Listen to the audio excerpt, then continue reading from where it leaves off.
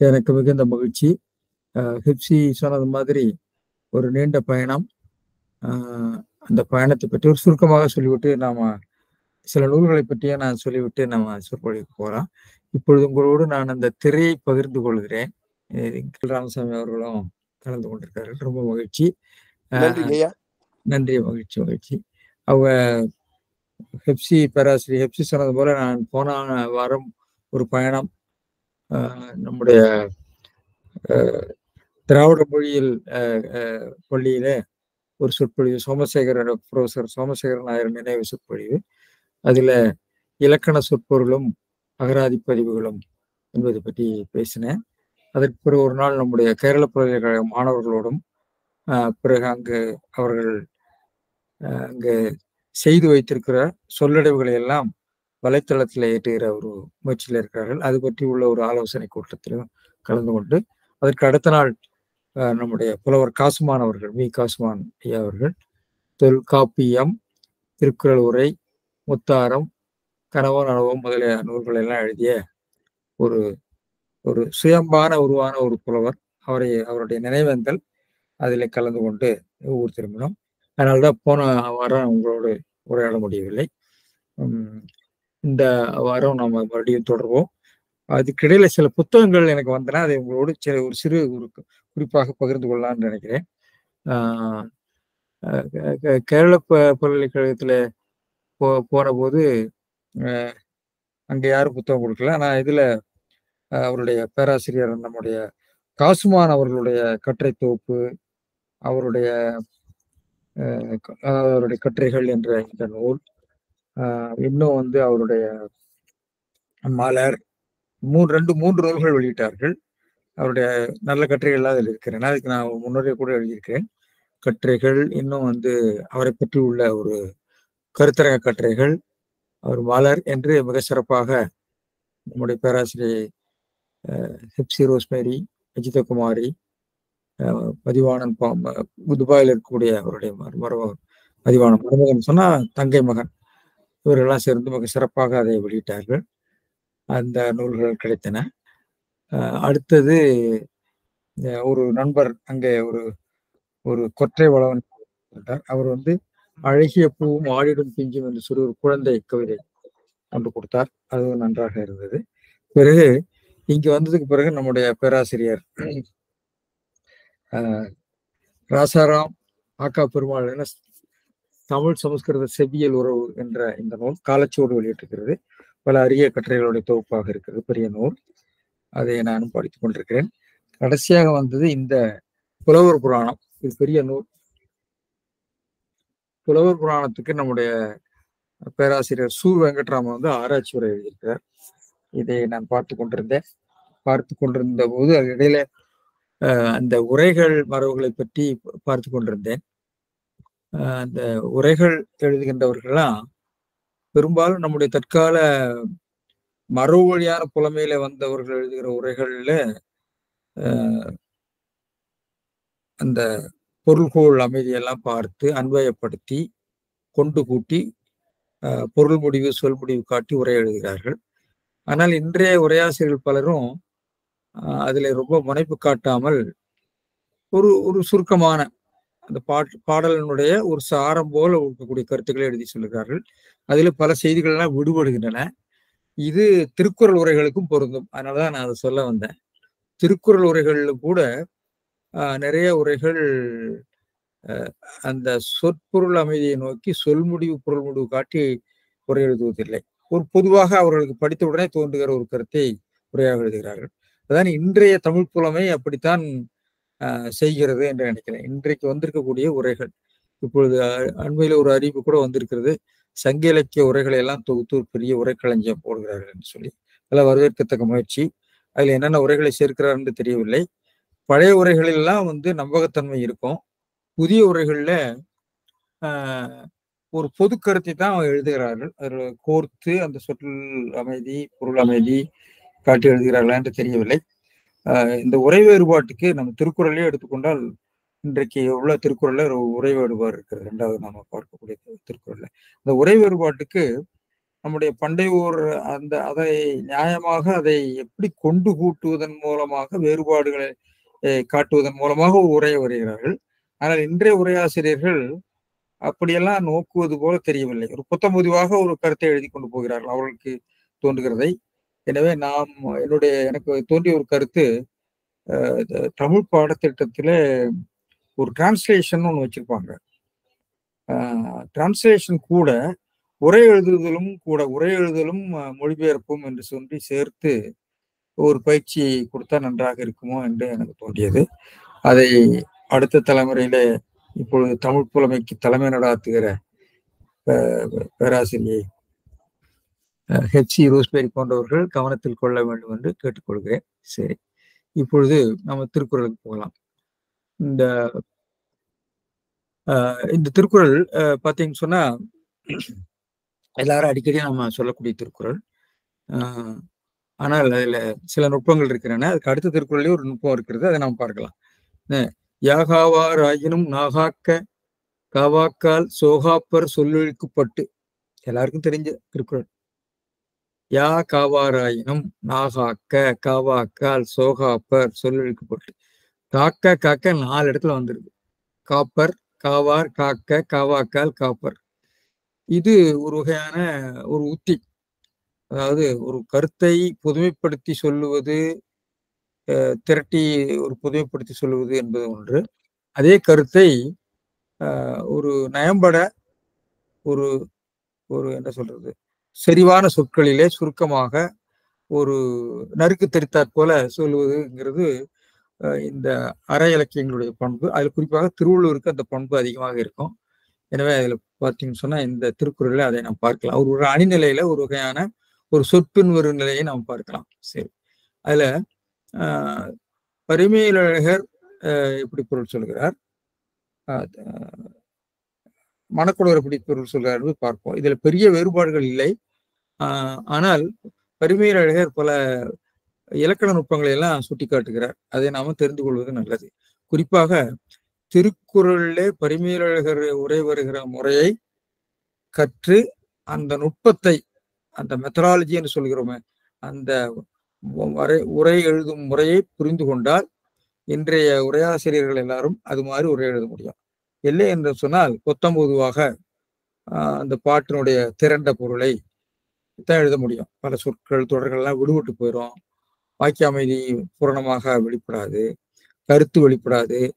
எனவே அது வகையான ஒரு மொழிபெயர்க்கிற போது நாம் எந்த முயற்சியை எடுத்துக்கொள்கிறோமோ அதே முயற்சியை உரை எழுதுகிற போதும் எடுத்துக்கொள்ள வேண்டும். அதுக்குரிய பயிற்சி அது பழைய காலத்துல இருந்தது.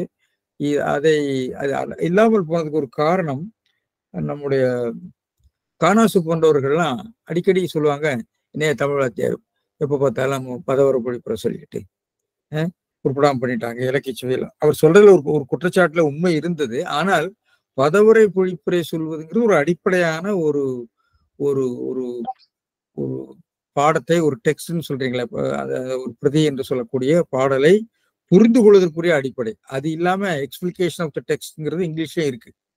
அதுக்கு பிறகு உள்ள விளக்கத்துக்கு போகாம போறது ஒருவருடைய இலக்கிய சுவை தேர்ச்சியை பொறுத்து தான் இருக்கும். அதை நாம் குற்றம் சொல்ல முடியாது.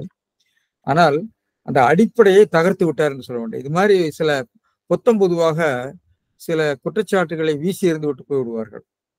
அதே மாதிரி பாட்டுக்கு இசை தேவையில்லை, அது ஒரு ஸ்கூல். ஆனா பாட்டுக்கு இசை தேவையில்லைங்கிறதெல்லாம் ஆணித்தரமாலாம் சொல்ல முடியாது.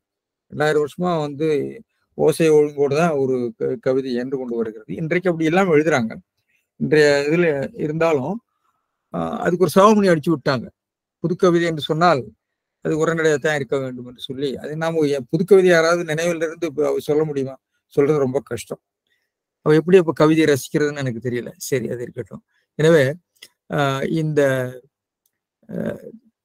திருக்குறள்ல பார்த்தீங்கன்னா மணக்குடர் என்ன சொல்றாருன்னா, எல்லாவற்றையும் யா அப்படிங்கிறது தமிழில் இருக்கக்கூடிய 3 சொற்கள் இருக்கின்றன. யா, யாது, யாவை. இந்த யாது யாது அப்படிங்கிறது வினா, அகிரணை வினா பெயர். அது ஒருமை. யாதுன்னா விச் அப்படிங்கிற ஒரு சிங்குலர். அப்புறம் யா யாவை என்பது ப்ளூரல். யா அதே மாதிரி சுற்றுல பார்த்தீங்கன்னா ஆ, ஔ, அவை. ஆ என்பதும் ஒரு மாதிரி ஒருமையில வரும். என்று சொன்னால் அவைன்னு அர்த்தம். அவை. என்பதும் அவை என்பதும் பன்மை சுட்டுப்பெயர். அது மாதிரி யா என்பதும் யாவை என்பதும் பன்மை சுட்டுப்பெயர். எனவே இந்த பன்மை சுட்டுப்பெயரை அவர் பயன்படுத்தியிருக்கிறார். ஆனால் அதுல ஏதாவது ஒரு நுட்பம் இருக்கிறது. அந்த யா என்ற அந்த சுட்டுப்பெயர்னா ப்ரொனவுன், நவுன் மாதிரி நம்ம உபயோகப்படுத்துறோம். அதாவது ஆல், எல்லாம் என்ற பொருள்ல பயன்படுத்துறோம். அது அந்த பொருள் தான் இங்க எழுதியிருக்காங்க எல்லாரும் பாருங்க. யா என்று சொன்னால் எவை என்று பொருள் எழுதவில்லை, எல்லாவற்றையும் பொருள் எழுதியிருக்காங்க. அப்போ யா என்ற வினாப்பெயர், that is pronoun, is used as a noun for all. இதை நம்ம எப்படி உரையாசிரியர்கள் சொல்றாங்க, எப்படி அகராதிகள் பதிவு செய்கிறேன் என்பதை நம்ம பார்க்கலாம். எனவே எல்லாவற்றையும் பொருள் எழுதியிருக்காரு. யா அப்படிங்கிறதுக்கு எல்லாவற்றையும், காவாராயினும் அடக்கிலர் ஆயினும், அடக்குதல் இருக்கிறார். காத்தல் என்பதற்கு அடக்கிலர் ஆயினும் நாவுந்தனையும் அடக்குக. அப்போ யா அப்படிங்கிறது யாவையும் யாவற்றையும் என்ற தொக்கு நிற்கிறது. யா என்பதுல தொக்கு நிற்கிறது. ஏன் தொக்கு நிற்குதுன்னு சொன்னா யாப்புக்காக யாவும் காவாராயனுங்கிறது யா அப்படின்னு நிற்கிறது. விகாரத்தால் தொக்கு நிற்கிறது. இதை பின்னாடி உரையாசிரியர் சுட்டி காட்டுறாங்க. யாவும் காவாராயனும், எதையுமே நீ காக்காட்டி இது ஒன்றையாவது காத்துக்கொள் என்பதுதான் ஒன்றினையும் அடக்க. நாக்கு ஒன்றினையாவது அடக்குக. ஒன்றினையும் என்று மறுபடியும் அதை கொண்டு வர, ஒன்றினையும் அடக்குக. அதனை அடக்காக்கால், காவாக்கால், கால்னா வினையச்சம், வராக்கா, வராட்டி, போகாட்டி, செய்தாக்கா, வந்தாக்கா அப்படின்னு சொல்றாங்க. இது சோழ நாட்டு வழக்கிலே இருக்கிறது. வந்தாக்கா, போனாக்கா. அநேகமா பேராசிரியர் பாலுனுடைய வழக்கில் கூட இருக்கலாம். ஏன்னா நான் தஞ்சாவூர்ல, திருவாரூர்ல போன போதுதான் அதை கவனிச்சேன். இந்த கால் என்பது வினையச்ச விகுதியாக சோழ நாட்டுல இந்த பிள்ளைகள் வந்தாக்கா, போனாக்கா, அங்க போனாக்கா அவரை பார்க்கலாம். போனாலதான் நாம சொல்லுவோம் எங்க பகுதியில. ஆனா அங்க போனாக்கா கால் என்பதை பயன்படுத்துவாங்க. எனவே இந்த வினையச்ச விகுதியாக இந்த கால் பார்க்கிறோம். அடக்காக்கால் சொற்றோர்வுபட்டு, சொல் இழுக்குப்பட்டு, சொல் இழுக்குங்கிறதுக்கு சொற்சோர்வுன்னு எடுக்கிறார். சொல் சோர்வு, சொல்லின்கண் சோர்வு பட்டு, சோகாப்பர் ஒரே சொல்லுங்கிறார். சோகாத்தல், தாமே சோகிப்பராதலான் அப்படிங்கிற சோகிப்பருங்கிறது சோகம் என்ற சம்ஸ்கிருத சொல்லிருந்து வந்தது போல ஒரு பொருள் அவர் சொல்றார். சோகிப்பர் ஆதலான், அது ஆதலான் என்ற ஏது வாக்கியமாக மாற்றுகிறார். ஆயினும் காக்காவிட்டால் அவர்கள் காப்பவர்கள் ஆதலால் காத்துக்கொள்ள வேண்டும் என்று அவர் எடுக்கிறார். எனவே இது சோகத்தின் மாட்டை படுதல் என்பது சிக்குதல், மாட்டிக்கொள்ளுதல் அர்த்தம், பிணிக்கப்படுதல் அர்த்தம். சோகத்தின் மாட்டை பிணிக்கப்படுவர் என்பது அப்படின்னு ஒரு பொருள் இருக்கிறார். இப்ப நம்ம பரிமேலழகர் என்ன சொல்றாருன்னு பார்ப்போம். பரிமேலழகர் யாகாவாராயினும் எல்லாவற்றையும் காக்க மாட்டாராயினும், அதாவது தம்மால் காக்கப்படுவன என்று எடுத்துக்கிறார். தம்மால் காக்கப்படுவன எல்லாவற்றையும். யா அப்படிங்கிறது யாவும், யாவையும், எல்லாவற்றையும் என்ற பெயராக பயன்படுத்தியிருக்கார். தம்மால், எனவே காத்தல் என்று இருக்கிறதுனால அந்த காத்தலுக்குரிய செயற்படு பொருளை அவர் கொண்டு வர. தம்மால் காக்கப்படுவன, எதெல்லாம் காக்கப்படுவனவோ அது ஐம்புலன்கள் மட்டுமில்லை, வேற விஷயங்கள் இருக்கலாம். மனம், மொழி, மெய் எல்லாம் சொல்றாங்க இல்லையா. மனத்தை காக்க வேண்டும், மற்ற சுற்றுப்புறங்களை காக்க வேண்டும் என்ற அந்த எல்லாம் எடுத்து தம்மால் காக்கப்படணும் மொத்தமா எடுத்துக்கிறார். யா அப்படிங்கிறது எல்லாவற்றையும் காக்க மாட்டாராயினும். காவார் என்பது எதிர்கால வடிவம். வருவார், நாம் இன்றைக்கு அதுக்கு எதிர்மறையா சொல்லணும் வரமாட்டார். வந்தார் அப்படிங்கிறதுக்கு எதிர்மறையா சொல்வது வரவில்லை. வருகிறார் வரவில்லை. வருவார், அவர் வரமாட்டார். எனவே எதிர்காலத்திலே நாம் இன்றைக்கு இந்த பெரிஃபிராஸ்டிக் ஃபார்மேஷன் சொல்ல, அதாவது தொடர்நிலை, அதாவது ஒரு துணைவினை அமைப்பை சேர்த்து நாம வரமாட்டார் என்று நாம் பயன்படுத்துகிறோம். அதே போலதான் காக்க மாட்டார் என்று காக்க மாட்டாரும் பொருள் எழுதியிருக்காரு. காவார்கள் காக்க மாட்டார். அது இயலுந்தன்மையும் இருக்கிறது இல்லை. சரி, ஆயினும் நான் ஒன்றனையும் காக்க, நான் ஒன்றையாவது நாக்கையாவது காக்க, காவாக்கால் அதனை காவாராயின்னு ஒரு பொருள் எழுதுறார்.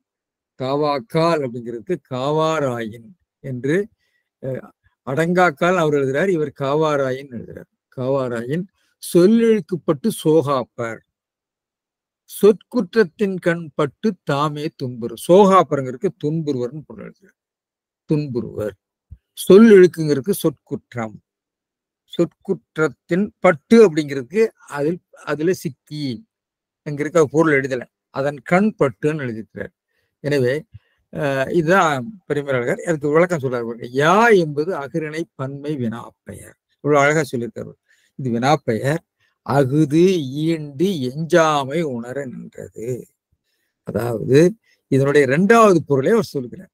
யா என்பது அடிப்படையில நீங்க லெக்சிகன்ல பாத்தீங்கன்னா, லெக்சிகன்ல நான் காட்டுறேன்.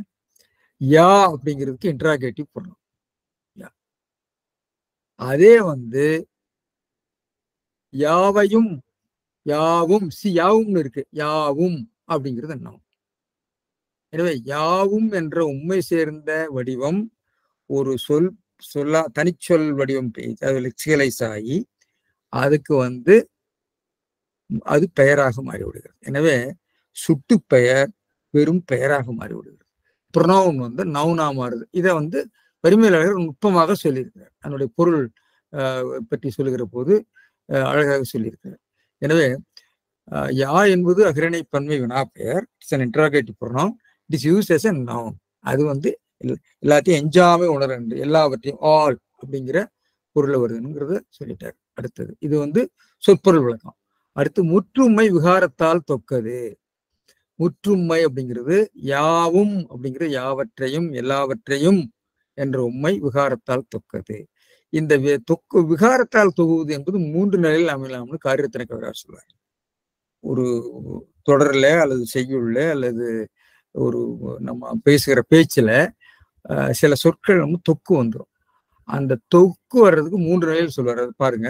யாவும் என்பதற்கு எல்லாவற்றையும் என்று உரைத்து, யாவென்பது அகிரணை பன்மை வினாப்பெயர் ஈண்டு எஞ்சாமை உணர்த்தி நின்றது என்றார். காரியத்தினக்கவரார்கள் விளக்கம். முற்றுமை விகாரத் தொகை என்றார். செய்யுட்தொடை காரணமாக, இது செய்யுள் தொடை காரணமாக. செய்யுள்ள இதை போட்டா செய்யுள் பிறழ்ந்து விடும், தொடை பிறழ்ந்து விடும். அதனால செய்யுள் தொடைக்காக இதை விகாரமாக ஆக்கினார்னு சொல்றார். இதுவும் அச்சூத்திர விதி அண்மை குறித்தென்க. இதுவும் அச்சூத்திர விதி அண்மை. இதுக்கு சூத்திரம் இல்லை. இது சூத்திரம், அதாவது இதுக்கு விதி இல்லாம, சூத்திரமும் இல்லை விதியும் இல்லாம இந்த விஷயத்தை நான் சொல்லுகிறேன் என்று பரிமையாளர் சொல்லுகிற பல விஷயங்கள், பரிமையாளர் குறிப்பிடுகிற பல இலக்கண குறிப்புகள் நம்முடைய மரபு இலக்கணங்களே வெளிப்படையாக சொல்லப்படாது.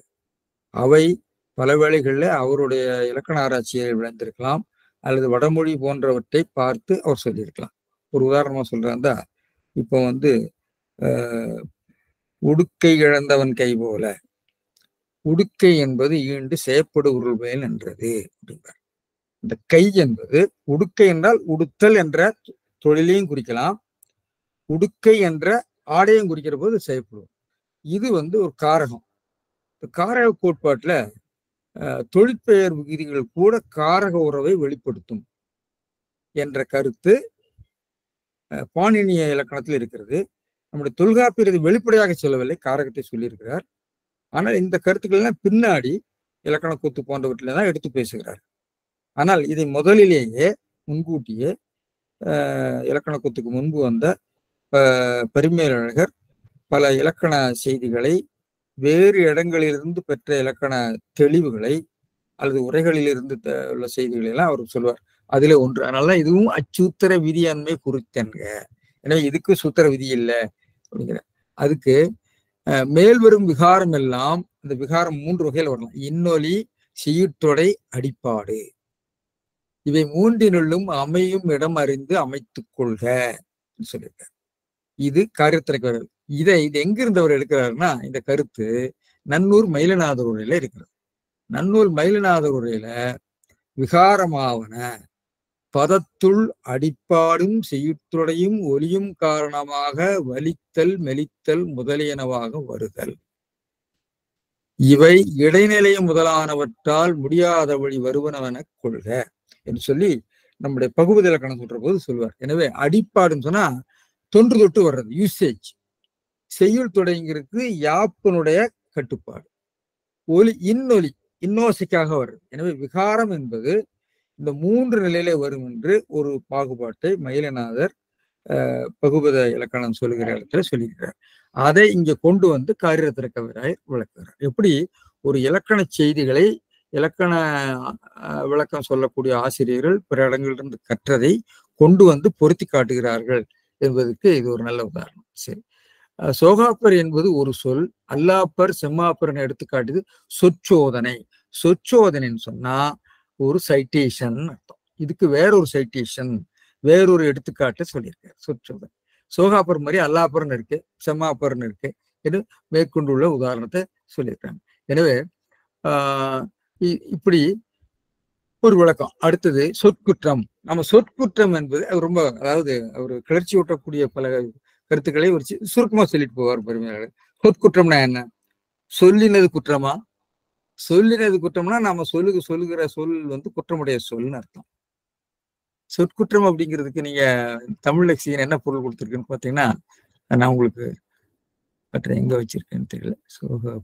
சொற்குற்றம் எட்டிமலாஜிக்கல் எரர், சொல்லிலக்கணத்திற்கு மாறான குற்றம். அதாவது சொல்லிலே ஏற்படுகின்ற சொல்லினது குற்றம். ஆனா அந்த பொருள் இல்லை. சொல்லினது குற்றம் அல்ல. இது வந்து 6ஆம் வேற்றுமை தொகை இல்ல. சொல்லின் கண் தோன்றுகிற குற்றம், சொல்லில் இருந்து தோன்றுகிற குற்றம். The error or the mistake, தோஷம் that comes from the word. அதனால சொல்லே குற்றமுடையதல்ல, சொல்லிலிருந்து தோன்றக்கூடிய ஒரு குற்றம். அதுதான் ரொம்ப அழகா சொல்லியிருக்காரு. சொற்குற்றம் சொல்லின் கண் தோன்றும் குற்றம். சொல்லின் குற்றம், சொல்லின் கண் தோன்றும் குற்றம் வேறுபாடு உணர்ந்து கொள்க. அதாவது சொல்லினது குற்றம் என்று, சொல்லின் கண் தோன்றுகிற குற்றம், சொல்லில் இருந்து தோன்றுகிற குற்றம் என்று 5ம் 7ம் விரிக்க வேண்டும். அது வேற்றுமை தொடராக உடமை பொருளாக விரிக்கக்கூடாது. அதுதான் அவர் அழகா சொல்றாரு. இது வந்து நீங்க சொல்ற ராங் வேர்ட்ஸ் இல்ல, the wrong meaning R the wrong import that comes from the word அப்படின்னு அந்த சொற்குற்றம் என்ற அந்த தொகைச்சொல்லை மிக அழகாக பரிமேலழகர் விளக்கி காட்டுகிறார்.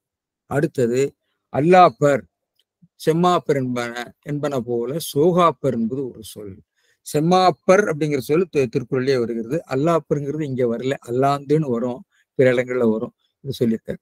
எனவே இந்த கருத்தை எப்படி சொல்லியிருக்காருன்னு பார்ப்போம். காக்க வேண்டியவற்றுள் எவற்றை காக்காவிட்டாலும், எவற்றைன்னு இவர் எடுத்துக்கிறார். எல்லாவற்றையும் அவங்க எடுக்கிறாங்க. எவற்றை காக்காவிட்டாலும்னு ஒரு வினாவையே அமைத்திருக்கிறார். நாவையாவது காக்க வேண்டும். காக்க தவறினால் சொற்குற்றத்தில் அகப்பட்டு துன்புறுவர்னு வரதராசனார் எழுதியிருக்காரு. எவற்றை காக்காவிட்டாலும், யா காவாராயினும், எவற்றை என்றவர் எடுக்கிறார். அவர் எல்லாவற்றையும்னு எடுக்கிறார். இவர் வினாவாக எடுக்கிறார், ஒரு பெயரால்.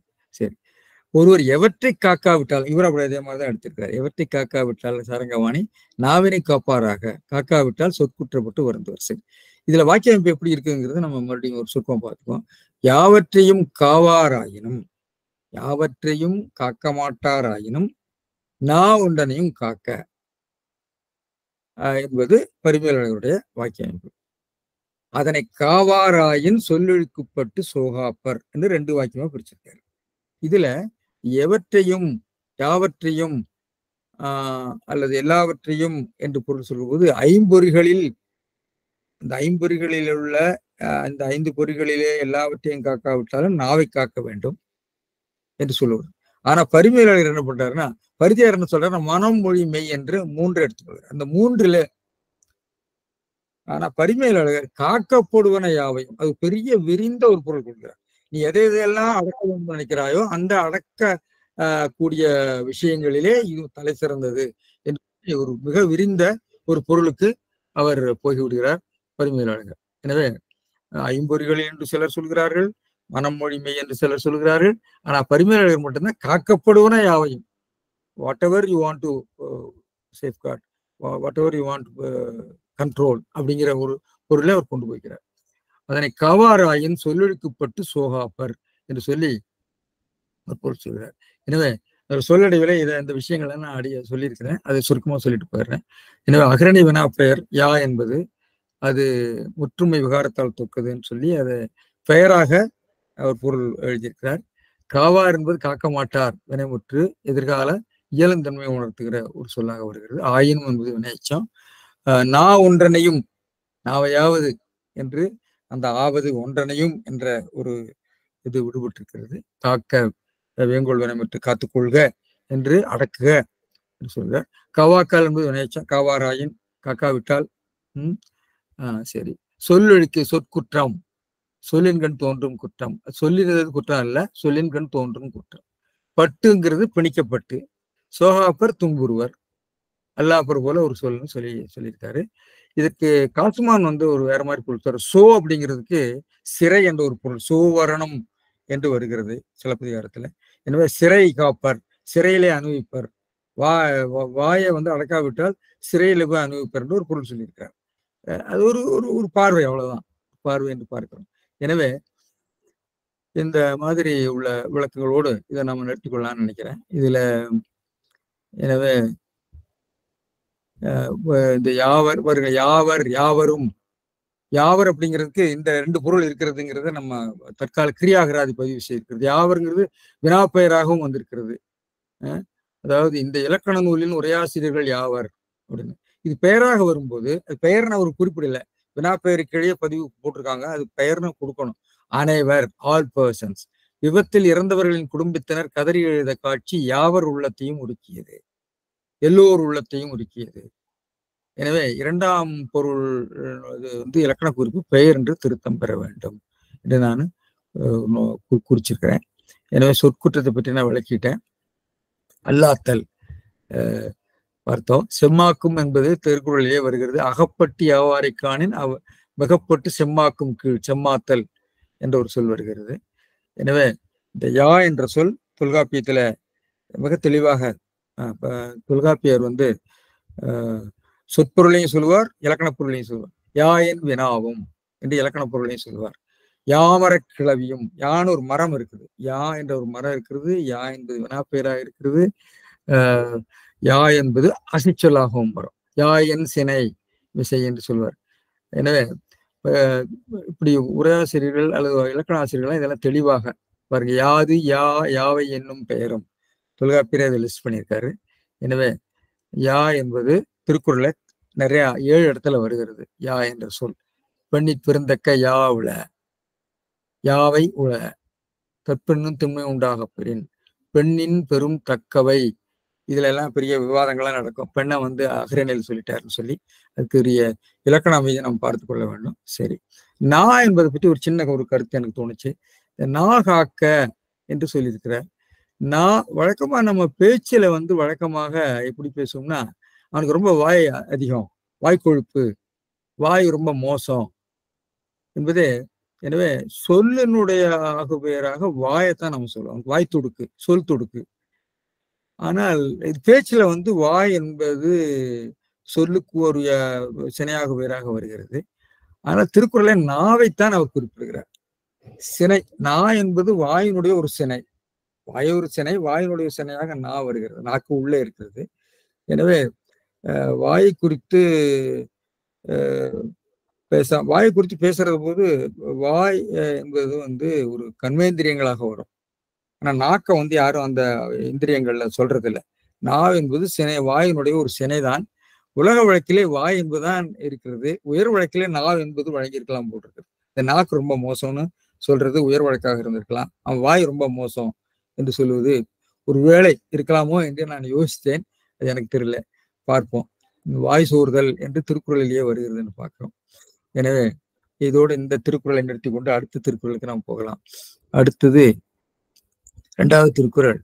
ஒன்றானும் தீச்சொற் பொருட்பயன் உண்டாயின், தீச்சொற் பொருட்பயன் உண்டாயின் நன்று ஆகாதாகிவிடும், நன்று ஆகாதாகிவிடும், நன்றாகாது இல்லை, நன்று ஆகாதாகிவிடும். இது பரிமையாளர் சொல்கிற பொருள். இதற்கு 2 பொருள் உரைகள் இருக்கின்றன, அதை நம்ம பார்ப்போம். மணக்குடவர் என்ன சொல்றாருன்னா, ஒன்றானும் தீச்சொல் பொருட்பயன் உண்டாயி நன்றாகாது. ஒரு சொல்லு, நீங்கள் சொல்கிற சொற்களிலே ஒரு சொல் கூட தீய சொல்லாக இருந்து அதன் பொருள் பயன் ஏற்பட்டு விட்டால், துன்பத்தை ஏற்படுத்தி விட்டால், எல்லா சொல்லுமே நன்று அப்படிங்கிறது எல்லா நல்ல சொல்லுமே ஆகாததாகிவிடும், தீயதாக ஆகிவிடும் என்று சொல்றார். சொற்களைத்தான் அவர் சொல்றார். அதை பாருங்க. ஆனா பரிமையாளர்கள் எப்படி மாற்றுகிறார்கள் பார்ப்போம். ஒன்றான் ஒரு சொல்லே ஆயினும், ஒன்று ஆன ஒன்றாயினும், ஒன்று என்பது ஒரு சொல் ஆயினும் கேட்டார்க்கு இனிதாயிருந்து, கேட்கறதுக்கு இந்த இதெல்லாம் அதுல இல்ல. தீச்சொற் பொருட்பயன் உண்டாய் தீய சொல்லின் பொருளை பயக்கமாயின், தீச்சொற் பொருட்பயன், தீச்சொற்களுடைய பொருட்பயன், தீச்சொற்களுடைய பொருள் தரக்கூடிய பயனை விளைவு உண்டாக்கிவிட்டால், பயக்கம் உண்டாயின், பயக்குமாயின் நன்மையாகாததாகியே விடும்.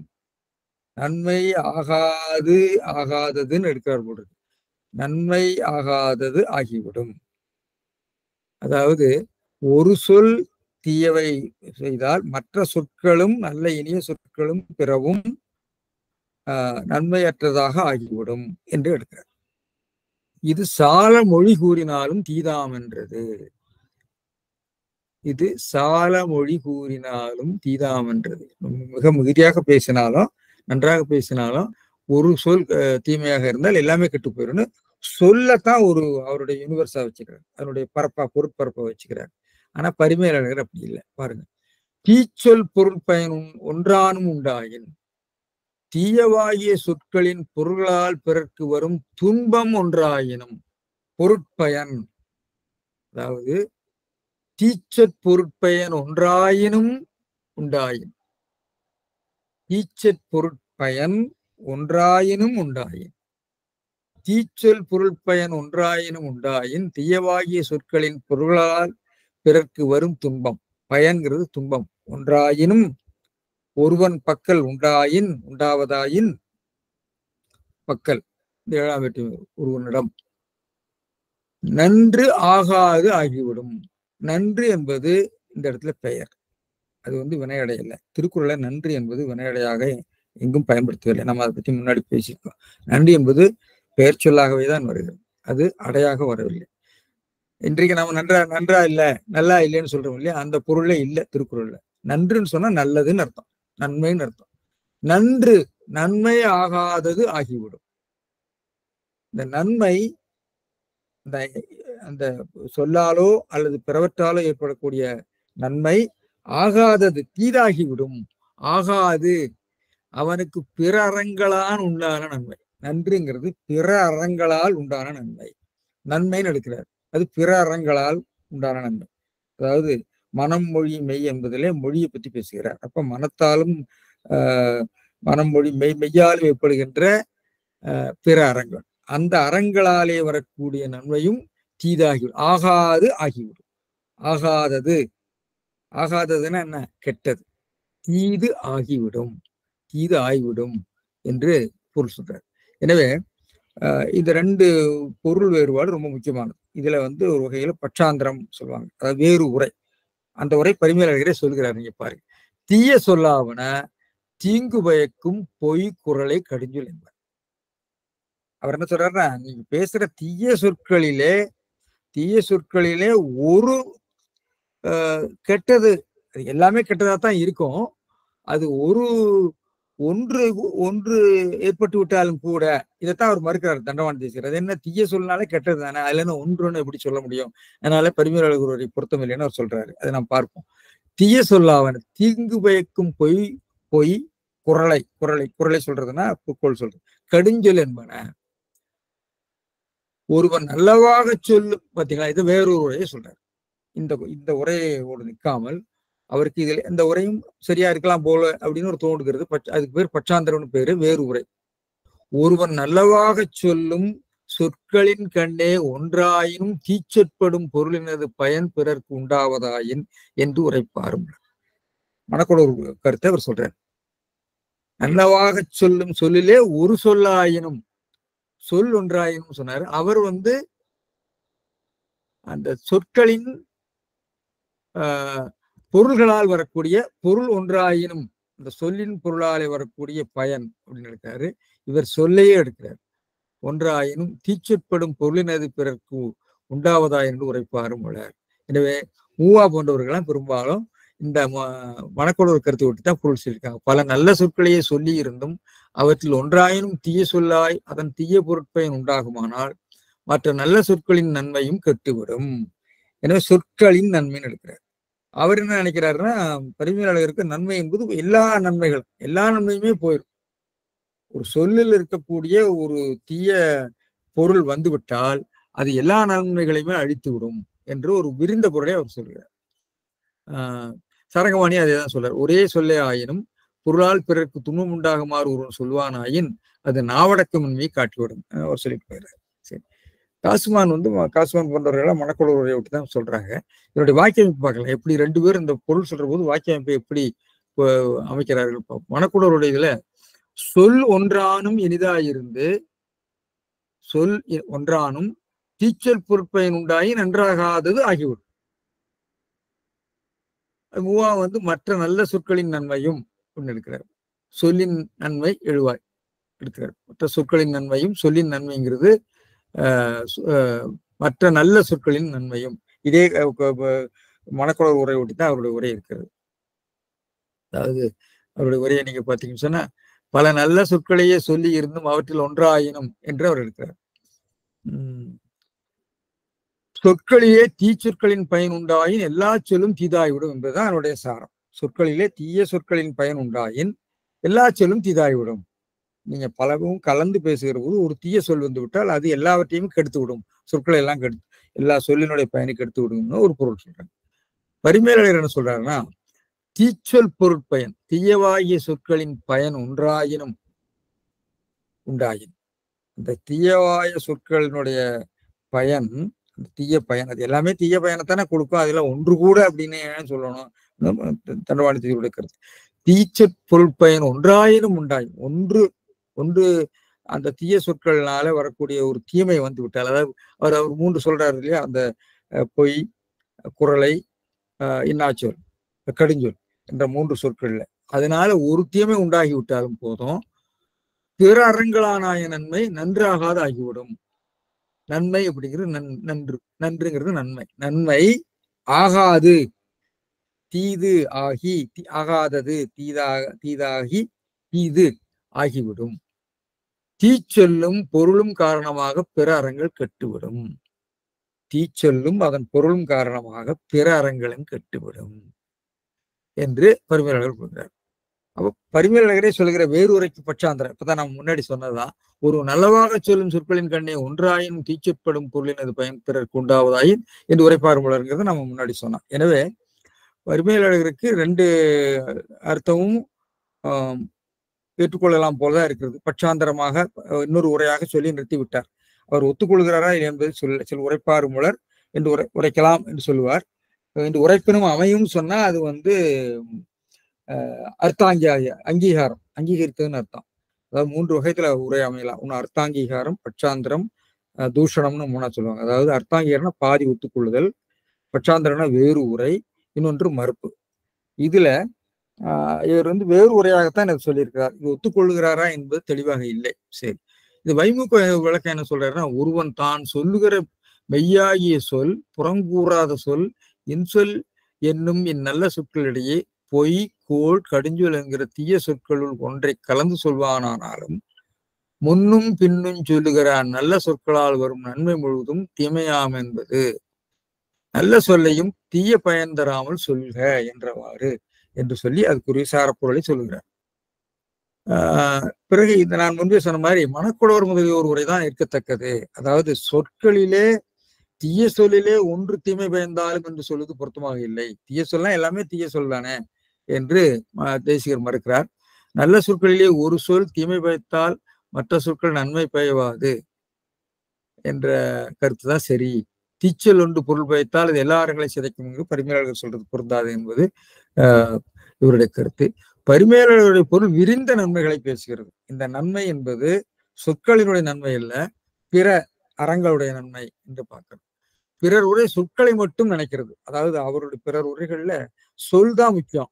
சொல்லு என்ற களத்திலே இருக்கக்கூடிய நன்மை அல்லது தீமையை தான் இது பேசுவதாக எடுக்கிறார். ஆனால் பரிமேலழகர் என்ன நினைக்கிறாருன்னா, தீயவாகிய சொற்களிலே அதனுடைய பயன் ஒன்று ஏற்பட்டு விட்டாலும் போதும், சிறிதாக ஏற்பட்டு விட்டாலும் எல்லா அறமுமே கெட்டுவிடும் என்று சொல்கிறார். ஆனால் நடைமுறையில பார்த்தீங்கன்னா, நம்ம வழக்கமா நன்மை செய்கிறவர் தான் பேசும் தீய சொற்களால் இகழப்படுவதை பார்க்கும்போது பரிமேலழகர் உரை சிறந்தது என்று நாம் நினைக்கலாம். எல்லாம் தான் செய்தாரு, அவர் வாய் பாருங்க இப்படி சொல்லிட்டாரு, பொல்லாத வாயால் இந்த வார்த்தையை சொல்லிட்டாரு, எல்லா உதவியும் செய்தாரு, இப்படி ரொம்ப புண்படுத்துற மாதிரி பேசிவிட்டாரேன்னு நாம் சொல்வதை பார்க்கிறோம். அப்படிப்பட்ட ஒரு கருத்து நிலையை பரிமேலழகர் விளக்குவது போல எனக்கு கொன்றென்ன இன்னா செய்யினும் அவர் செய்த ஒன்று நன்று உள்ள கெடும் என்று சொல்வார். அதாவது நன்மை ஒன்று செய்தால் பல தீமைகளும் கெட்டுவிடும் என்று சொல்கிறவர் இங்க பல நன்மைகள் செய்தாலும் ஒரு தீய சொல் எல்லாவற்றையும் கெடுத்து விடும் என்று செயலை விட சொல்லுக்கு ஆற்றல் உடையது போல அவர் சொல்கிறார் என்று எனக்கு தோன்றுகிறது. சரி, இது விளக்கம். சரி, தீச்சொல்ங்கிறது தீயவாகிய சொற்களின் பொருளால் பிறர்க்கு வரும் பயன் நமக்கு துன்பம்னு ஒரு பொருள் இருக்காரு. ஒன்றாயினும் ஆயினுங்கிற விளக்கத்துக்கு வரல. ஒன்று ஆயினும் என்பது வினையச்சம். இந்த வினையச்சம் ஆயினும் என்பது ஒரு இடைச்சல் போல வருகிறது. ஆயினும் ஆனாலும் என்பது இணைப்பு இடைச்சல் போல வருகிறது. சரி, உண்டாயின் வினையச்சம் ஒருவன் பக்கல் உண்டாவதாயின். நன்று என்பது பெயர்ச்சொல், அவனுக்கு பிற அறங்கள் உண்டான நன்மை. சரி, அது வினையடை அல்ல. நன்றாகாது நன்றானதாக ஆகாதுக்குன்னு வராது. குறளில் நன்று என்பது வினையடையாக வரவில்லை. ஆகாது அப்படிங்கிறது எதிர்மறை வினையாளனையும் பெயர். வினையச்சம் என்று சாமி சிதம்பரனார் சொல்றாரு. சாமி சிதம்பரனார்ல நம்முடைய சாமி வேலாயுதம் பிள்ளை. ஆனால் வைமுகோ வினையால் அணையும் பெயராக எடுக்கிறார். ஆகாதது என்பதனுடைய சுருக்கமாக எடுக்கிறார். ஆகாது என்றபடியும் வினைச்சோடியுமாக இருக்கிறது. ஆனால் தீது என்ற இது ஆகாது அப்படி சொல்றபோது தீது நம்ம சொல்றோம், அந்த நிலையில் எடுக்கிறாரு என்று தோன்றுகிறது. சரி, ஆகிவிடும் ஆய்விடும். சரி, ஆகாது அப்படிங்கிறது தெய்வத்தால் ஆகாது போன்ற வினைமுற்றாக வருகிறது நம்ம பார்க்கிறோம். ஆகிவிடும் இருக்கிறது. சரி, ஆணும் என்பது எனத்தானும் யாதானும் ஊராமால் எனத்தானும் நல்லவை கேட்க என்று ஆணும் என்பது திருக்குறள்ல 3 இடங்களில் வருகிறது. ஆணும் என்பது ஒரு அட்வர்பியலாகவும் ஆயினும் என்று சொல்லுகின்றவர்கள் உண்டு. இந்த இடத்துல இணைப்பு இடைச்சொல் மாதிரியும் வருகிறது. பார்ப்போம். கிரியாவில் இன்றைய வழக்கில் ஆயினும் என்பது இணைப்பு இடைச்சொலாக கொடுத்திருக்கிறார்கள். பல நூல்கள் வெளியாகின்றன ஆயினும் என்ற வர்ற இடத்துல அதை சொல்றாங்க. ஆகாது என்பதை வினைமுற்றாக எடுத்துக்கொண்டு கூடாது, இங்கே புகைப்பிடிக்கல் ஆகாது என்ற ஒரு வடிவத்தை கொடுத்துருக்காங்க. சரி, இதுல இந்த மேற்கோள் போன திருக்குறள்ல மேற்கோளை நான் சொல்லவில்லை, அது என்ன சொல்லிவிடுறேன். போன திருக்குறள்ல மேற்கோள் மொழியடக்கம் என்ற மெய்ப்பாட்டுக்கு அதை சொன்னாங்க. யா என்பது வினாவாகி வினையோடு புணர்ந்து அகிரணி இருவாளுக்கும் ஏற்ப வரும் என்று வீரமாமுனிவர் சொல்லியிருக்கிறது. அதுல சொல்லியிருக்காங்க, மேற்கோளாக வந்திருக்கிறது. இது என்ன மேற்கோளாக வருகிறத பார்ப்போம். இது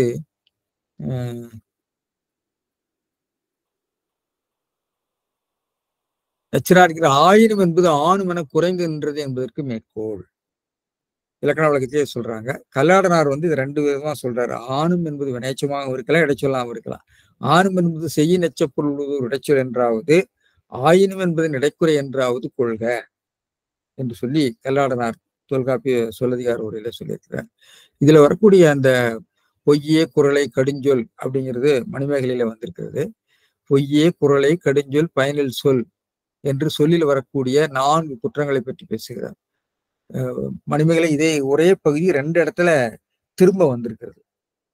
தீவனை என்பது யாதன வினவின் ஆய்துடிகை நல்லாய் ஆங்கது கேளாய் கொலையே களவே காமத்தீ விளைவு உலையா உடம்பில் தோன்றுவ மூன்றும். இது மெய்யிலே தோன்றக்கூடியது. பொய்யே குறளை கடுஞ்சொல் பயனில் சொல் என சொல்லில் தோன்றுவ 4ம். எனவே இது 4 குற்றங்கள் சொல்லிலே தோன்றுகிறது.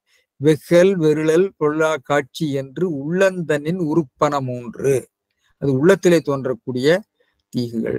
எனவே இந்த 10 வகையாலே பயன்தெரி புலவர் இத்திரம் படரார் படர்குவராயின் விளங்கும் பேயும் நரகருமாகி கலங்கிய உள்ள கவலையில் தோன்றுவர். நல்வினை என்பது யாதனவனையும் சொல்லிய பத்தின் தொகுதியின் நீங்கி சீலம் தாங்கி தானம் தலை நின்று மேலன வகுத்த ஒரு 3 துரத்து தேவரும் மக்களும் பிரமருமாகி மேவிய மகிழ்ச்சி வினைப்பயன் ஒழுகுவர். இது மணிமேகலையில 2 இடத்துல வருகிறது. இது பௌத்த கொள்கையை விளக்கக்கூடியதாக இருக்கிறது. எனவே இந்த சொல் தீமையை பற்றி முழுமையாக ஒரு சொல் மற்ற சொற்களை தீதாக்குகிறதா, ஒரு சொல் மற்ற எல்லா செயல்களையும் தீதாக்குகிறதா என்ற 2 கருத்து நிலைகள் இதுல பேசப்படுகின்றன என்று சொல்லி நான் இந்த உரையை நிறைவு செய்யலாம் நினைக்கிறேன். நன்றி, வணக்கம்.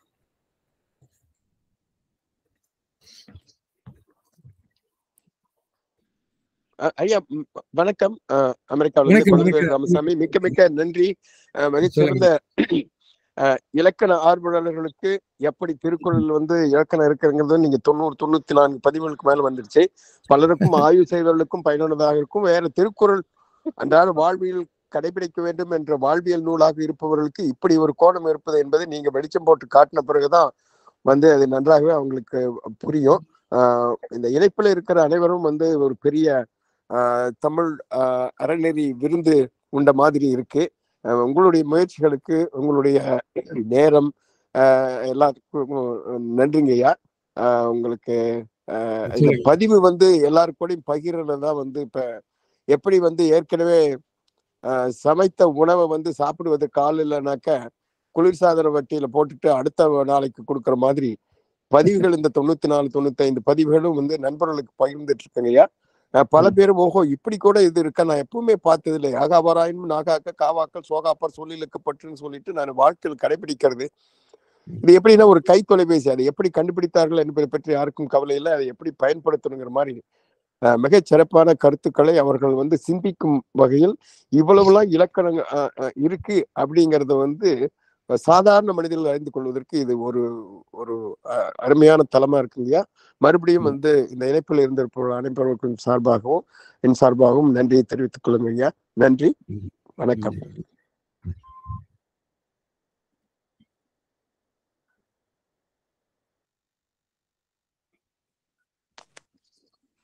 சார், இந்த கால் அப்படிங்கறத வினையச்ச வடிவமா சொல்லுங்க சார். அப்ப இதே மாதிரி வேற ஃபார்ம்ல, அதாவது வேற குரல்ல வந்திருக்குங்களா சார்? வருது, அதை நான் சொன்னேன் இல்லையா, 3 இடத்தையோ 4 இடத்தையோ வருது இல்லையா கால். வருதேம்மா, கால் வருது, கால் வருது. நான் சொன்னேன் இருங்க மறுபடியும் உங்களுக்கு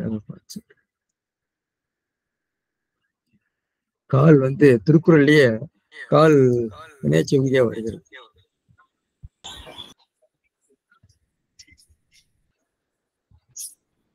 ஆமா, நான் கால் எடுத்து வச்சிருக்கேன். நோக்கா கால், நிறைய கால் எடுத்து வச்சேன். இங்க ஒரு இடத்துல இருக்கு, நான் சொல்லலையோ. கால், காவாக்கால், காவாக்காலே 3 இடத்துல வருது. காவாக்காலே 3 இடத்துல வருது. வேற கால் வருது. நான் காவாக்கால் மட்டும்தான் 3 இடத்துல எடுத்தேன். வேற இடத்துலயும் கால் வருது. அவர் சொன்ன மாதிரி நீங்க என்ன சொன்னீங்க மதியம் கால் நிறைய இடத்துல வருது. இந்த காவாக்கால் 3 இடத்துல வருது. செல்லெடுத்து காப்பான் சிவன் காப்பான் காக்கினன் காவாக்கால் தன்னைத்தான் காக்கின் சினங்காக்க காவாக்கால். கால் வேற இடத்துல வருது. அது எனக்கு திரட்டி எடுக்க முடியல. ஏன்னா இந்த இண்டெக்ஸ்ல கால் தனியா இல்லை.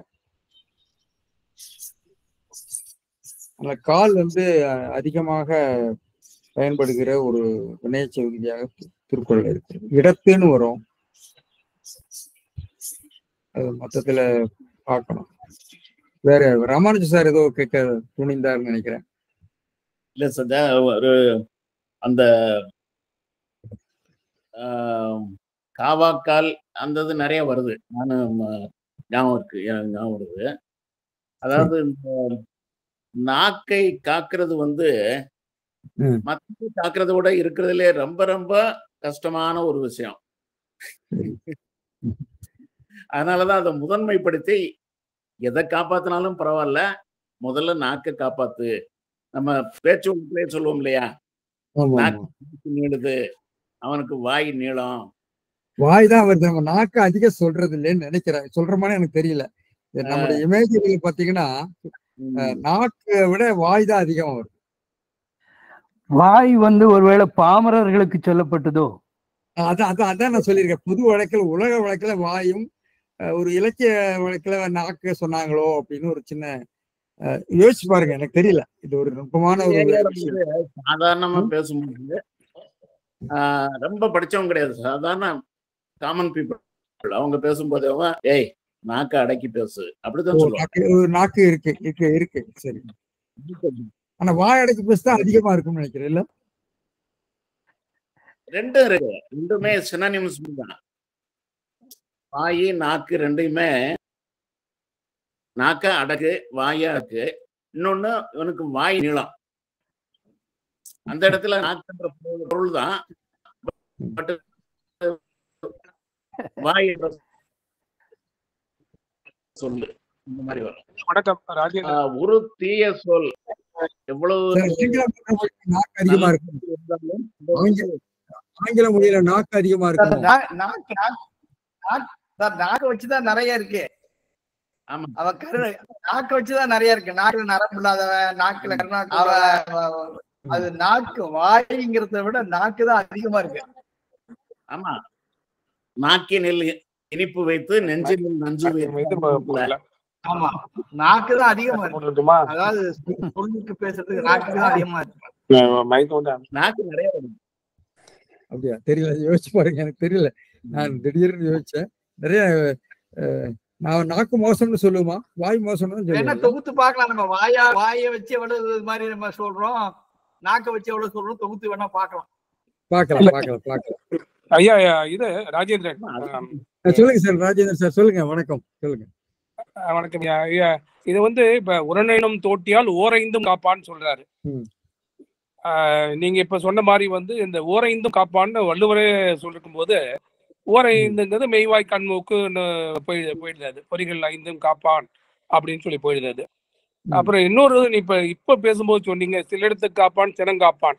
அதனால காக்க வேண்டிய எல்லாவற்றையும் சொல்லும் போது, அப்ப நீங்க சொன்ன ஒரு நுட்பமான விளக்கம். நான் இது வரைக்கும் அந்த ஐம்பொறிகள் மட்டும் தான் சொல்றாரு. ஏன்னா அங்க உரண்டனும் தோட்டையால் ஓரைந்தும் காப்பான்னு சொன்னதால ஐம்பொறிகளை மட்டும் காத்தா போதும் அப்படின்னு சொல்லிட்டு நினைச்சேன். ஆனா இப்ப இந்த மனமும் காக்கும் அந்த காரணங்கள் மனம் புத்தி சித்தம் அகங்காரத்துல மனத்தை காத்தாகணும். புத்தியும் சித்தமும் ஒண்ணும் கிடையாது. புத்தி சித்தம் அகங்காரம் அதெல்லாம் தனியா நிக்குது. இந்த மனம்தான் போய் எல்லாம் பொல்யூட் பண்ணுது. அப்ப இந்த சினம்ங்கிறது மனத்துலதான் எழக்கூடியதா இருக்கும். அது அதனால ஆத்திரக்காரனுக்கு புத்தி மட்டும்பாங்க. ஸோ புத்தி கித்தி எல்லாம் வேலை செய்யாது, அந்த தத்துவம் எதுவும் வேலை செய்யாது. அப்ப மனம் மட்டும்தான் அங்க வேலை செய்யுது, கருவியா வேலை செய்யுது. அப்ப சினம் மனத்துல எழுதுதான் வச்சுக்கலாம். ஏன்னா அழுக்காறு அவா வெகுளி அப்படின்னு சொல்லும் போதும் அது மனத்தில் தோன்றக்கூடிய ஒரு குற்றமா பார்த்துக்கலாம். அதனால பரிமேல் சொல்லக்கூடிய நுட்பமான அவர் ஐம்பொறிகள்னு சொல்லாம காக்க வேண்டியவனே எல்லாவற்றையும் சொல்லும் போது ஐம்பொறிகள் பிளஸ் மனமும் அதுல சேர்ந்துருதுங்கிறது ஒரு அருமையான விளக்கம். இன்னைக்கு நீங்க மற்றதை சொல்லும் போது சொன்னீங்க. அதனால இது ஒரு 5ன்னு தோன்றுச்சிங்க. அது அப்புறம் அந்த சொல்லின்கண் தோன்றும் சொல்லினிடத்து தோன்றும் குற்றம்னு வரும்போது அது ஏற்கனவே அவர் பரிமேகர் பொய் குரலை கடுஞ்சொல் பயனில சொல்லுதல், இந்த நாளும் சொல்லின்கண் தோன்றும் குற்றம். அப்ப இந்த நாம பேசும்போது இந்த குற்றங்கள் ஏதாவது தோன்றினால் அப்ப அது அது இதாயிடும் அப்படிங்கிற மாதிரி கூட நம்ம சொல்லினடுத்து தோன்றும் குற்றம் 4. ஐயா இதுல கூட மணிமேகலை நீங்க மேற்கோள் காமிச்சிங்க நீங்க. அப்ப அந்த 4 குற்றங்களும் இல்லாம பாத்துக்கணும்னு நம்ம வச்சுக்கலாம் அப்படிங்கிற ஒரு சிந்தனை தோணுச்சுங்க. நல்லது நல்லது நல்லது சொல்றேன் சார். சொற்குற்றம் அப்படிங்கிறது நாம வழக்கமா சொற்குற்றம்னா இந்த சொல்லிலே தோன்றுகிற அந்த சொல்லினுடைய குற்றம், சொல்லினது குற்றம், நம்ம இந்த வார்த்தையை சொல்லியிருக்க கூடாது அப்படிங்கிற மாதிரி இல்ல, சொல்லிலிருந்து தோன்றுகிற குற்றம் அப்படின்னு ஒரு விளக்கம் தெளிவா கோடிட்டு காட்டுறாரு. சொல்லின் கண் அப்படின்னு சொல்றாருங்க அவர். சொல்லிலிருந்து சொல்லின் கண் எங்க போது ரெண்டையுமே எடுக்கலாங்க, 7-5 பொருளையும் எடுக்கலாம். நன்றிங்க. எனக்கு இன்னைக்கு ஒரு நுட்பமான விளக்கம் புலப்பட்டது. நன்றிங்க. அப்புறம் ஐயா ராமசாமி, இந்த 5 வித்தான் அப்படின்னு சொல்லும் போது 5 புலன்களை மட்டும் அடக்கிறது அப்படின்னு சொல்றாரு.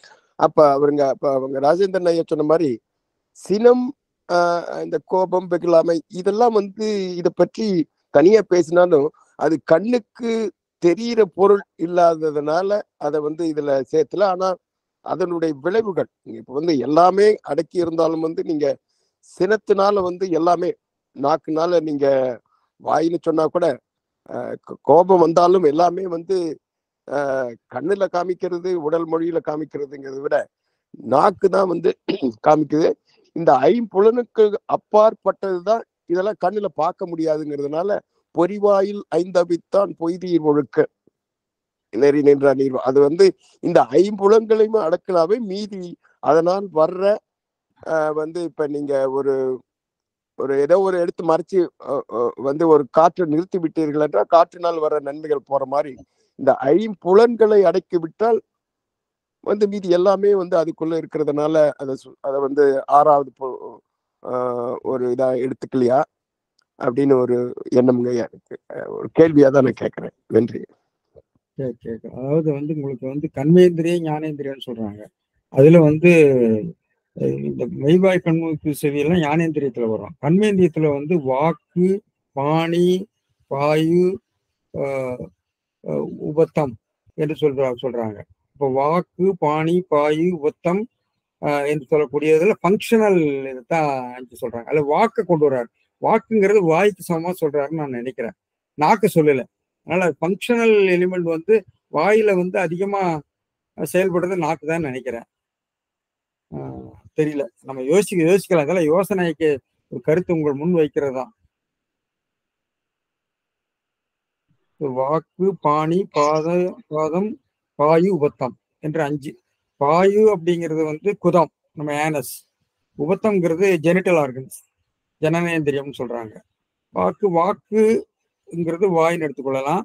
பாணிங்கிறது கை, பாதம்ங்கிறது நம்ம கால். இதெல்லாம் ஃபங்க்ஷனல் ஆர்கன்ஸ். இந்த வாக்குங்கிற வார்த்தையினால சொல்றாரு, அது வாயின்னு சொல்லாம. அது சம்ஸ்கிருத வார்த்தை. இது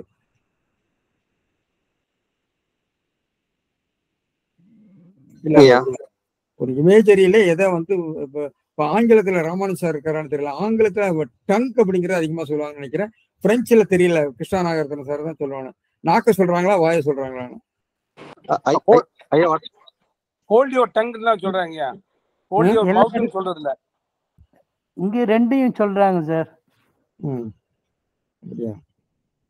ஓஹோ, தெரியல. ஆங்கில பேராசிரியர் இருக்காரான்னு தெரியல. நீங்க ராஜேந்திரன் சொல்லியிருக்காரு. ஆங்கில பேராசிரியர்கள் என்ன சொல்றாங்கன்னு தெரியல. டங்க் அதிகமா சொல்றேன். ஆழமா தெரியல. ரொம்ப நம்ம கல்ச்சுரலா பண்பாட்டு அளவுல பிரெஞ்சுக்காரங்களை அறிஞ்சவன் இல்லை நானு.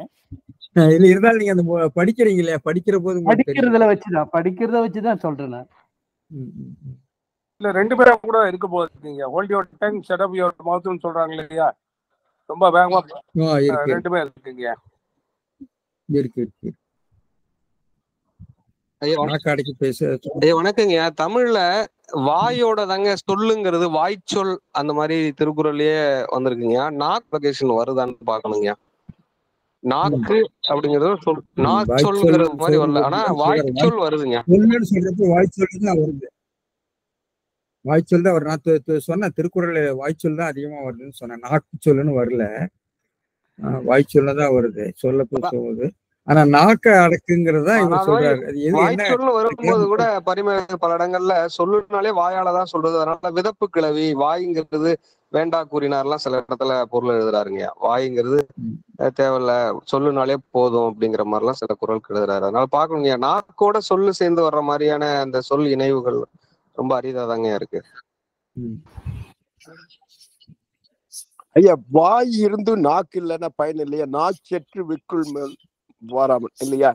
அதனால வந்து இது வந்து உடலும் உயிரும் போல. வாயின் நாக்கு இல்லைனாக்க வாயினால் பயன் கிடையாது, சாப்பிட்றது மட்டும்தான். அதனால வந்து எந்த யாருக்கும் தீங்கு விளைவிப்பறது இல்லை, ஏன்னா பேச முடியாது, சொல்லுதானே. அதனால இது வந்து உடலும் உயிரும் போல. வாயும் நாக்கும் வந்து நாக்கு இல்லைன்னா வாய்க்கு உள்ள செலுத்துறதை விட வேற ஒண்ணும் இது இல்லை. வாயினால் எந்த இதுவும் வரப்போ. ஏன்னா நாச்செற்று விக்குள் அப்படின்னு சொல்லும்பொழுது ஒரு வாய்க்குள்ள நாக்கு இருக்குது, நாக்கு இல்லைன்னா சொல்லு இல்லை. அதனால இவர நாச்சற்று அப்படிங்கிறது விக்குள் அப்படிங்கிற வர்ற அந்த திருக்குறள்ல நாக்கு தான் சொல்றாரு. அந்த மாதிரி ரெண்டுமே வந்து ஒண்ணு பொருந்திதான் வருது. ஆமாங்க, ஐயா சொன்னாங்க முன்னாடி வாக்குங்கிறதுக்கு இணையா வாய் வந்து சொல்லியிருப்பாங்களான்ட்டு. எனக்கு திடீர்னு தோணுது, நம்ம நாவுக்கரசர் அப்படின்னு சொல்றத வாக்கீசர் அப்படின்றாங்க. அந்த இடத்துல நாக்கு நாங்கிறதுக்கு இணையா வாக்குங்கிறது பயின்று வருதுங்கய்யா. யோசிக்கலாம்.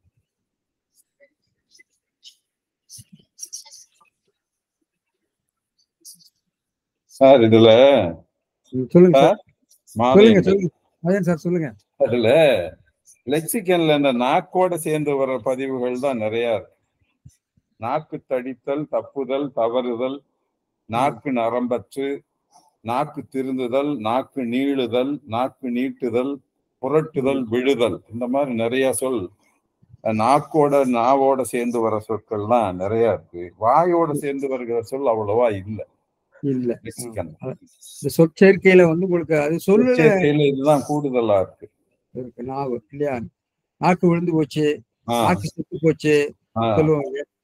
நாக்கு அது சுவைக்கு வர்றது, இந்த பேச்சுக்கு வர்றதே நிறைய இருக்கு பதிவு. நாக்கு நீளுதல், நாக்கு புரளுதல், விழுதல், நாக்கு விழுந்து போச்சுன்னு சொல்லும். பேச்சு இல்லாம போகுது. தப்புதல், தடித்தல், நாக்கு தடிச்சு போச்சு, தடித்தல்னு சொல்றோம். நாக்கு திருந்துதல்னு ஒண்ணு இருக்கு, மரபு தொடர் ரெண்டும் இருக்கு. மரபு தொடர் இல்ல லெக்சிகன்லயே இருக்கு, நிறைய லெக்சிகன்ல இருக்கு. ஆனா வாய் நீளுதுன்னு சொல்லுவாங்க இல்லையா? வாய் நீளுதுன்னு சொல்லுவாங்க. வாயாடி, நமக்கு நாயாடி சொல்றது, நாக்காடி.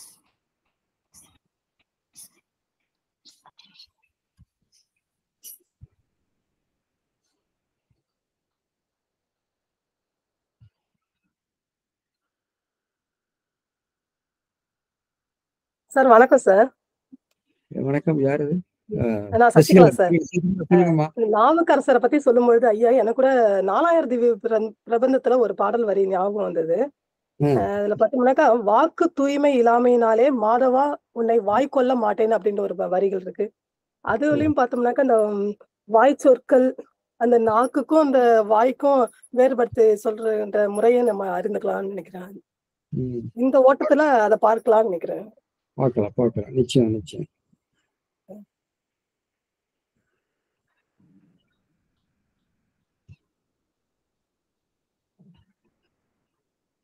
பத்தி யாரோ கூட ஒரு புத்தகம் எழுதியிருந்த மாதிரி ஒரு நினைவு எனக்கு. அல்லி தாமஸோ யாரோ எழுதின மாதிரி ஒரு ஞாபகம். இந்திரா இருக்காங்களா இல்லையோ? உலகத்தமிழ் ஆராய்ச்சி நிறுவனத்துல யாரோ அது வெளியிட்ட மாதிரி எனக்கு ஒரு சின்ன, இந்த உடல் உறுப்புகள் வந்து எப்படி இந்த மொழி இந்த உருவக வழக்குகளாக வருது, மொழி வழக்கில் அப்படி யாரோ எழுதின மாதிரி ஒரு எண்ணம் எனக்கு நினைவில்.